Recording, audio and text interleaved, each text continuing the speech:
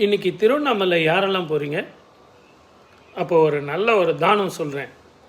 கொஞ்சம் கஷ்டப்பட்டாலும் செய்ய முடியுமா? அவசியம் செஞ்சு பாருங்கள். பூர்வ ஜென்மத்தில் புண்ணியம் பண்ணியிருந்தால் தான் இந்த தானமே உங்களால் செய்ய முடியும். நான் சொல்கிறத கொஞ்சம் கவனமாக கேட்டு நிதானமாக செஞ்சு அதை சந்தோஷமாக முடிச்சுட்டு வாங்க. இதுக்கு 1008 தடங்கல்கள் எல்லாம் இருக்கும். கொஞ்சம் பல்ல கடிச்சிக்கிட்டு போய் செஞ்சுட்டு வாங்க. இப்போ நீங்கள் போகும்போதே உங்களால் எந்த அளவுக்கு முடியுமோ அந்த அளவுக்கு பொரி வாங்கிக்கோங்க, உடச்சக்கடலை வாங்கிக்கோங்க, நாட்டு சக்கரை வாங்கிக்கோங்க.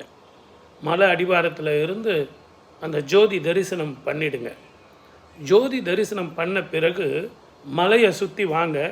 மலையை சுற்றி வரும்போது இந்த பொரி, நாட்டு சக்கரை, ஒடிச்சக்கடலை இதை எல்லாத்தையும் உங்களால் முடிஞ்ச அளவுக்கு பக்தர்களுக்கு தானம் பண்ணுங்கள். அப்படி செய்யும்போது உங்கள் பூர்வ ஜென்ம